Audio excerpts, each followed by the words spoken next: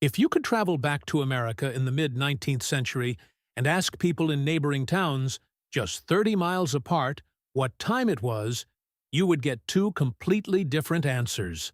And the craziest part? Both of them would be absolutely right. Back then, the concept of a unified time zone simply did not exist. Noon in New York City was not noon in Philadelphia, and it had absolutely nothing to do with noon in Chicago. A traveler heading from the East Coast to the West Coast would have to adjust their pocket watch dozens of times during the journey just to keep up. People didn't live by a standardized national grid. They lived by the rotation of the Earth directly above their own heads. But how did a nation on the verge of becoming a global industrial superpower operate in this kind of temporal chaos for decades? Who actually decided to take time, a natural phenomenon governed by the sun, and turn it into the rigid, standardized system that dictates our lives today? The answer might surprise you. It didn't come from the federal government, and it didn't come from scientists. It was born entirely out of the greed, efficiency, and survival instincts of a private industry. To truly grasp the sheer scale of this temporal fragmentation, we have to step out of our modern mindset and physically place ourselves in an early 19th century American town.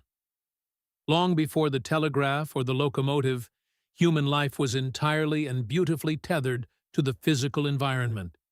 The only reliable clock mankind had ever known was the rotation of the planet itself. When the sun reached its absolute highest point on the horizon, what astronomers call the meridian zenith, that exact moment was universally recognized as noon. It was a completely organic system known as local solar time, and it meant that time was a hyperlocal phenomenon, as unique to a specific patch of land as the soil or the local weather.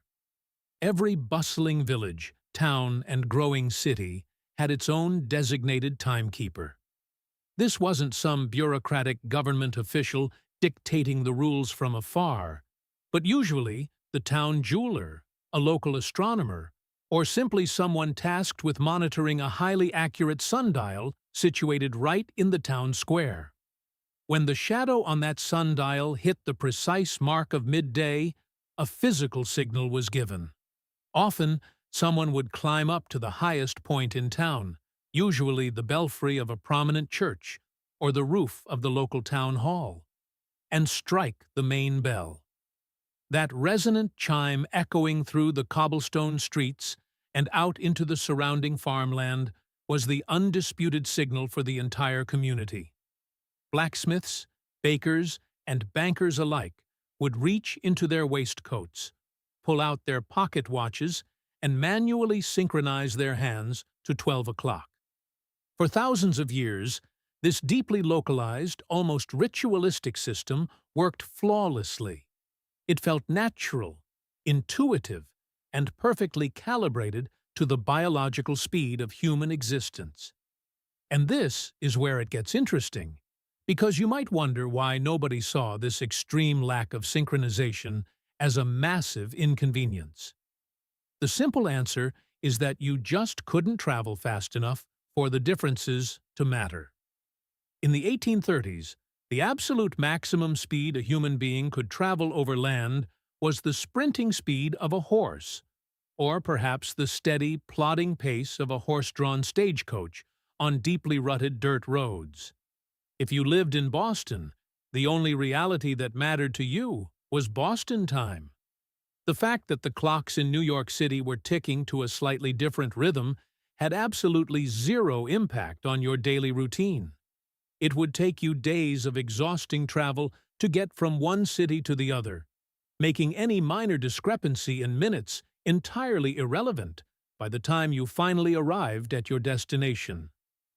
But the astronomical math behind this local timekeeping created a bizarre, invisible patchwork across the continent. Because the Earth rotates constantly from west to east, the sun hits its highest point in eastern locations slightly before it reaches locations further west. To be exact, For every degree of longitude you travel westward, the sun reaches its zenith about 4 minutes later. This scientific reality meant that literally every single town had its own distinct noon. If you were standing in the middle of Manhattan and your watch struck precisely 12:04 p.m., a merchant standing in Boston would look at his watch and see 12:12 p.m.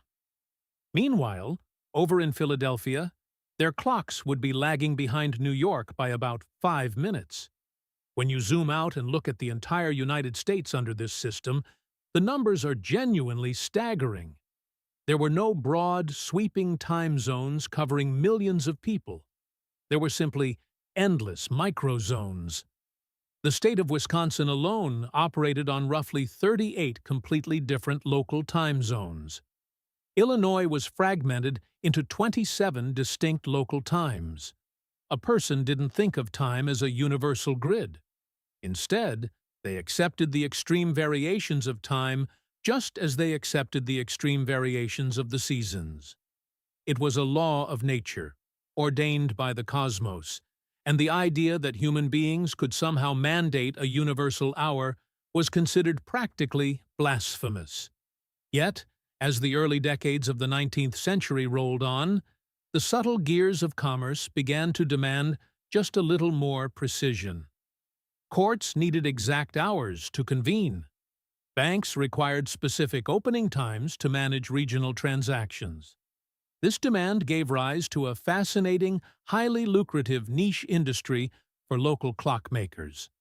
A prominent jeweler would install a highly sophisticated, precisely calibrated sundial or transit instrument on the roof of his shop.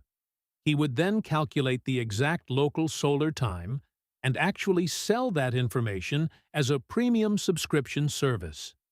Every morning, these clockmakers would walk through the commercial districts carrying an expensive, perfectly synchronized chronometer and manually adjust the clocks of the wealthy merchants who paid for the privilege of having the correct local time.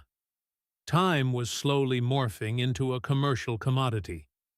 Even with this creeping commercialization, time remained fiercely local. Nobody, from the wealthiest jeweler to the most powerful politician in Washington, even entertained the notion of synchronizing a whole state, let alone an entire continent. Time belonged to the community, governed by the local sun. But this peaceful, sun-drenched illusion of temporal independence was about to be violently shattered. An entirely new breed of machine was being built in the iron foundries, one that wouldn't just conquer distance, but would eventually force humanity to conquer time itself. Everything was about to be completely turned upside down by the arrival of iron and steam. The explosion of the railroad industry in the mid-19th century took that peaceful, localized patchwork of solar time and violently ripped it apart.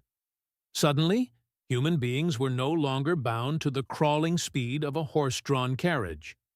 They were being propelled across the landscape at 40, 50, and eventually 60 miles per hour. Geographical distance was shrinking at an unprecedented rate, and as the physical space between cities collapsed, their conflicting clocks began to crash into one another. To understand how chaotic this became for the average person, imagine yourself as a passenger walking into the Central Railway Station in Pittsburgh around the year 1870. You look up at the main brick wall to check your departure time, and instead of a single authoritative clock, you are greeted by a baffling array of 6 different clock faces ticking away side by side. Each one is displaying a completely different hour.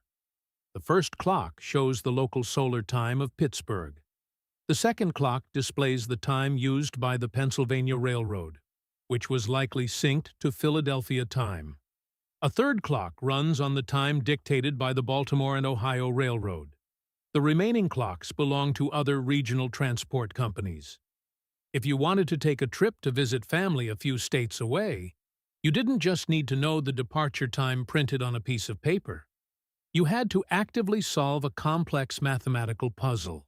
You had to know your local time, figure out which specific railroad company you were traveling with, calculate their proprietary time zone, and then do the math to figure out when exactly their train would arrive at your local station. At the absolute peak of this madness, the United States was operating on more than 300 unsynchronized local time zones, while the railroad companies themselves had invented and enforced roughly 53 distinct corporate time zones of their own. It was a scheduling nightmare of epic proportions. But the inconvenience for passengers was just the surface of the problem. Here is where the situation shifted from being a mere logistical headache to a matter of life and death. The real danger lay in the physical infrastructure of the railways themselves. During this era of rapid expansion, the vast majority of rail lines were built as single-track systems. This meant that trains traveling north and trains traveling south were sharing the exact same set of iron rails. To prevent catastrophic head-on collisions, the railroad companies relied entirely on highly rigid, precisely calculated schedules. The system worked under strict assumptions.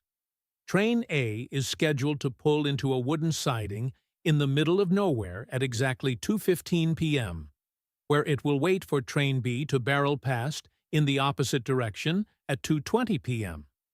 It sounds fine in theory, but if the engineer of Train A sets his pocket watch by the local time of his departure city, and the engineer of Train B is running on a specific railroad company's proprietary time, and those two watches happen to be misaligned by even a fraction of a degree, the margin for error completely evaporates.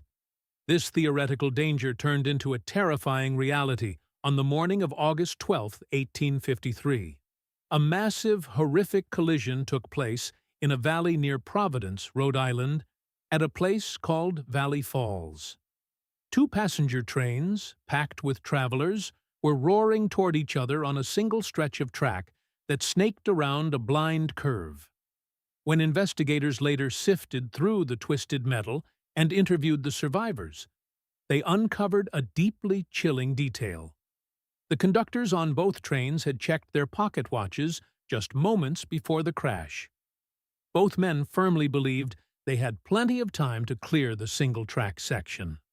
But one conductor's watch was ticking exactly 2 minutes slower than the others. 2 minutes. In a world governed by the slow, forgiving cycle of the local sun, 2 minutes meant absolutely nothing. You wouldn't even notice it. But in the unforgiving, high-speed world of industrial machinery, those 2 missing minutes cost 14 people their lives and left dozens more horribly injured. The Valley Falls tragedy sent shockwaves across the country, fundamentally changing how Americans viewed their beloved independent clocks. For the first time, people began to realize that the freedom to set your own time was no longer a quaint local privilege. It had become a lethal hazard. The local solar time that had guided humanity for thousands of years was fundamentally incompatible with the industrial age. The railroad barons knew it, the terrified passengers knew it, and the grieving families knew it. Someone, or something, had to step in and force the clocks of a continent to synchronize. But as it turned out, figuring out exactly who had the authority to control time was going to be an entirely new battle. Once the twisted metal was cleared from the tracks of Valley Falls and the true cause of the tragedy became public knowledge, a profound realization set in. The nation desperately needed a unified system of time. But identifying a massive structural problem is one thing. Actually convincing an entire country to change how it interacts with reality is quite another. When the initial push for reform finally began, it didn't come from a boardroom of greedy tycoons, nor did it come from the halls of Congress. The very first attempt to drag America out of its temporal dark age was spearheaded by a humble school principal from Saratoga Springs, New York, named Professor Charles F. Dowd. In the year 1870, Dowd looked at the chaotic web of train schedules and decided to solve the problem using pure, unadulterated logic. he sat down and meticulously drafted a comprehensive proposal that looks incredibly familiar to us today. Dowd envisioned dividing the entire continental United States into 4 distinct vertical time zones. Each of these zones would be separated by exactly 1 hour of time, and the entire system would use the meridian running through Washington, D.C. as its ultimate anchor point. It was a brilliantly simple, mathematically sound blueprint that would have instantly eradicated the deadly confusion on the railways. Dowd was not just a passive theorist. He was a relentless crusader for his idea. For more than a decade, this educator poured his own personal savings into the cause. He traveled thousands of miles across the country, printing and mailing endless stacks of meticulously calculated time conversion tables to every town council and railroad executive who would listen. He genuinely believed that if he could just show the politicians the sheer mathematical beauty and safety of his system, they would instantly adopt it into law. But here is the fascinating and deeply frustrating part of the story. The federal government's response to Dowd's life-saving revolutionary idea was absolute deafening apathy. You have to put yourself in the shoes of a 19th-century American politician to understand why. At that time, the federal government was fundamentally hands-off when it came to local affairs. The concept of Washington, D.C., reaching into a small farming town in Ohio and dictating exactly what time the local church bell should ring was considered a massive, almost tyrannical overreach of federal power. Furthermore, no politician wanted to commit electoral suicide by telling their fiercely independent constituents that their beloved town clock, the one synchronized to the actual physical sun in their own sky, was suddenly wrong. To the average citizen, time was governed by the Almighty, not by a school teacher with a map.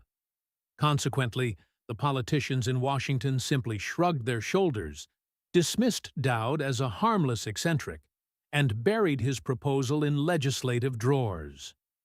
While Dowd was fighting his losing battle in America, a similar struggle was playing out on the international stage. In 1876, a brilliant Scottish-Canadian engineer named Sir Sandford Fleming found himself stranded at a railway station in County Donegal, Ireland. He had missed his train simply because the printed timetable was confusing, and the local time was misaligned with the railway schedule. Sitting there on the platform in deep frustration, Fleming didn't just get angry, he got inspired. By 1879, he had formulated and published a proposal that went much further than Dowd's regional plan. Fleming proposed dividing the entire globe into 24 equal time zones, each representing 15 degrees of longitude, all anchored to a single prime meridian passing through Greenwich, England. From a scientific standpoint, Fleming's system was an absolute masterpiece. He presented it to geographical societies and scientific institutes across Europe and North America, receiving thunderous applause from fellow academics. But once again, when this brilliant scientific theory collided with the messy reality of global politics, it hit a massive brick wall. National pride proved to be a nearly insurmountable obstacle. Why would the proud government of France, for instance, ever agree to subjugate their national timekeeping to a meridian located in rival British territory? No sovereign nation was willing to surrender their temporal independence for the sake of an international standard. So, as the 1870s bled into the early 1880s, a strange and deadly stalemate gripped the civilized world. You had brilliant educators and renowned engineers drafting perfect, logical solutions that could save lives and streamline global commerce. Yet, they were entirely powerless. They lacked the one thing necessary to force a paradigm shift: actual, raw authority. The federal governments were too timid, too decentralized, and too afraid of public backlash to enact any meaningful change. The crisis on the American railways continued to escalate. The near misses on the single-track lines were happening weekly, and the public was growing increasingly desperate for someone to take the wheel. It was slowly becoming terrifyingly clear that if a continent-wide synchronization was ever going to happen, science and government were not going to be the ones to do it. Pure logic wasn't enough. Educational pamphlets weren't enough. It was going to require an entity with enough wealth, influence, and sheer operational power to simply bypass the government entirely and force a new reality upon the public. The stage was perfectly set for an unprecedented corporate takeover of time itself. The stage was perfectly set for an unprecedented corporate takeover of time itself. And the man who orchestrated this massive, bloodless coup was not a president, a highly decorated general, or a renowned astronomer. His name was William F. Allen, and he was arguably one of the most powerful people you have never heard of. Allen wasn't interested in the philosophical poetry of the cosmos. He was a pragmatic engineer, a former resident engineer for the Camden and Amboy Railroad, and more importantly, he was the managing editor of a publication called The Official Railway Guide. In the late 19th century, this thick, constantly updated book was the absolute Bible of the transportation industry. If you wanted to know how anything moved anywhere in North America, you consulted Allen's guide. He was also the secretary of the General Time Convention, a consortium of railroad executives who met periodically to argue over the nightmare of scheduling. Allen looked at the failed, highly scientific proposals of men like Professor Dowd and Sir Sandford Fleming, and he diagnosed exactly why they had crashed and burned. They had tried to impose rigid, mathematical perfection onto a messy, organic society, and they had relied on the slow, cowardly gears of the federal government to enforce it. Allen knew better. He understood that if you want to fundamentally change how humanity operates, you don't talk to politicians about logic. You talk to industrialists about money. Taking Dowd's original concept of 4 distinct time zones, Allen aggressively stripped away the academic purity. Instead of drawing perfectly straight, mathematically even lines down the map of the United States, Allen drew jagged, practical borders. He intentionally routed the dividing lines between the time zones directly through major railroad junction cities, rather than letting them fall arbitrarily in the middle of empty prairies or dividing a single rail network in half. He proposed the exact same 4 core zones we use today: Eastern, Central, Mountain, and Pacific Time. But how do you actually convince the fierce, incredibly ego-driven railroad barons, men who fought bitterly over every inch of track and every penny of freight, to suddenly cooperate and align their prized company clocks? Allen used fear, and he used the looming threat of government intervention. He traveled from boardroom to boardroom, sitting down with the heads of the most powerful corporations on the continent. He laid out the grim statistics of collisions, the staggering cost of replacing destroyed locomotives, and the mounting payouts for wrongful death lawsuits stemming from unsynchronized watches. But his ultimate trump card was a warning. He told them that if the railroads didn't fix this catastrophic scheduling mess themselves, public outrage would eventually force the federal government to step in and regulate them. To a 19th-century railroad tycoon, federal regulation was a fate worse than death. The strategy worked flawlessly. By the fall of 1883, without a single piece of legislation passing through Congress, William F. Allen had successfully negotiated an agreement among dozens of fiercely competing companies. They collectively agreed to abandon their 53 proprietary time zones and operate entirely on Allen's new 4-zone system. Together, these companies controlled an astonishing 78,000 miles of track across the United States and Canada. The date for this monumental shift was set for Sunday, November 18, 1883. Why a Sunday? Because train traffic was at its absolute lowest. giving the operators a tiny window of calm to execute the most complex synchronized event in human history up to that point. When the morning of November 18th dawned, an eerie anticipation hung over the railway stations of North America. This day would forever be burned into history under a very peculiar name: the Day of Two Noons. The plan was centered around the telegraph network, which ran parallel to the train tracks like a giant nervous system. Just before midday, all regular telegraph traffic across the continent was abruptly halted. The lines were cleared, completely dedicated to receiving a single unified signal originating from the master clock at the Naval Observatory in Washington, D.C. Picture the scene inside a bustling station in Chicago, Boston, or St. Louis. Station masters, conductors, and local jewelers stood in total silence beneath the grand station clocks, their gold pocket watches resting open in their palms. Telegraph operators sat with their fingers hovering over the brass keys, waiting for the electrical pulse.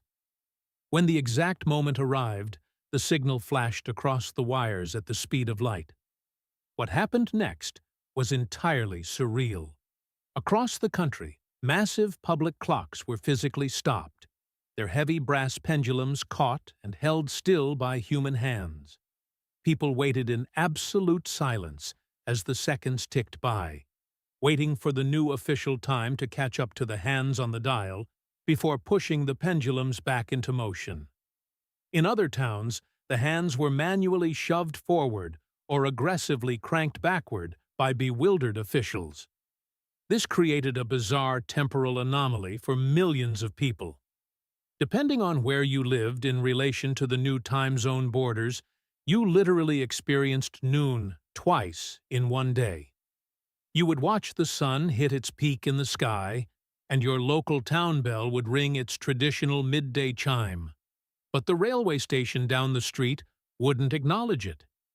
10, 20, or sometimes 40 minutes later, the massive clock at the depot would strike 12, and the telegraph wires would declare that it was, once again, officially noon. In the span of a few hours, the entire infrastructure of the United States was completely rewired. With a single pulse of electricity, William F. Allen and the railroad conglomerates effectively overwrote the sun. It was a staggering display of corporate power. Millions of Americans woke up that Sunday morning living by the ancient natural rhythm of the earth, and they went to sleep that night tethered to a mechanical grid designed to maximize the efficiency of steam engines.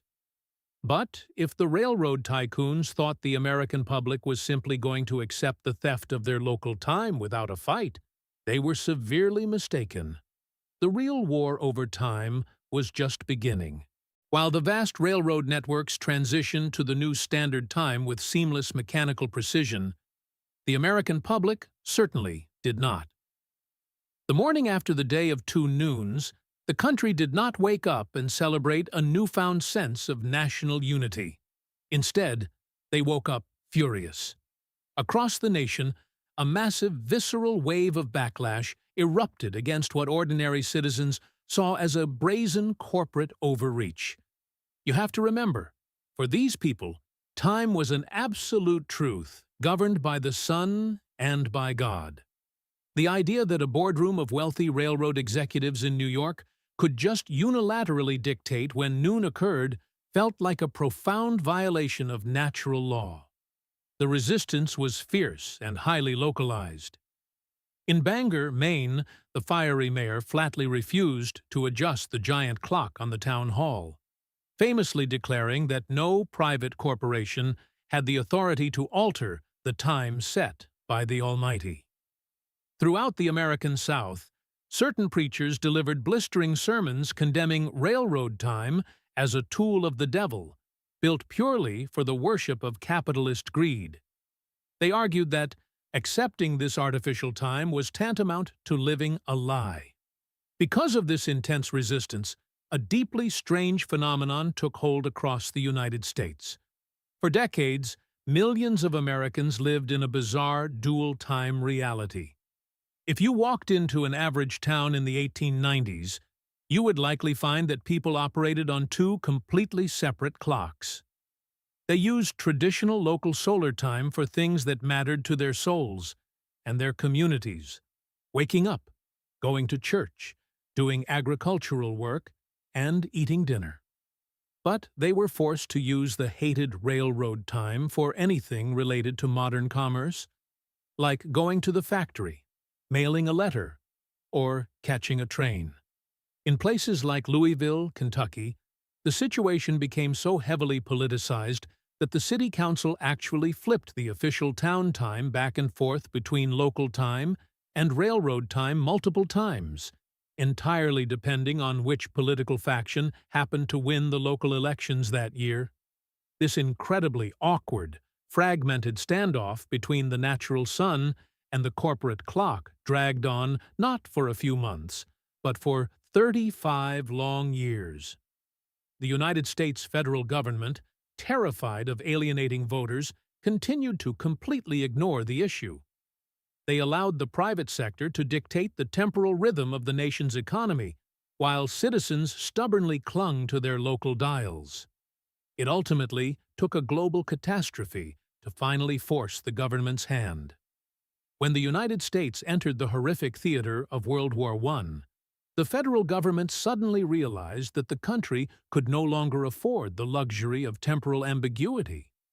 Mobilizing troops, coordinating massive munitions factories, and organizing national supply chains required absolute, undeniable precision. Furthermore, they needed to find ways to drastically conserve energy for the war effort. Consequently, on March 19, 1918, Congress finally passed the Standard Time Act. 35 years after William F. Allen and his railway cartel had drawn their jagged lines across the map, the United States government formally wrote those exact 4 time zones into federal law. But the government didn't just validate the railroads. They introduced a massive, highly controversial twist of their own. Seeking to save coal by maximizing evening daylight, the 1918 Act also mandated a brand new concept, borrowed from wartime Europe: daylight saving time. If the public hated railroad time, they absolutely despised daylight saving time. The idea of the federal government forcing citizens to physically move the hands of their clocks forward and backward twice a year was met with incredible hostility, particularly from the powerful agricultural sector, who argued that cows do not care what the clock says when they need to be milked.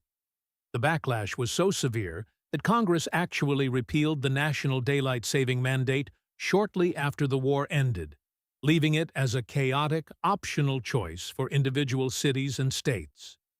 This brings us to the present day, where you might assume that after more than a century of legislation and technological advancement, we have finally perfected how we measure our days. But the truth is, the ghost of this historical chaos still haunts us every single year. The legacy of leaving time up to local jurisdictions has created modern-day anomalies that rival the madness of the 1870s. Consider the modern situation in the American Southwest. The state of Arizona, seeking to avoid forcing its residents into an extra hour of blistering summer evening heat, firmly refuses to observe daylight saving time.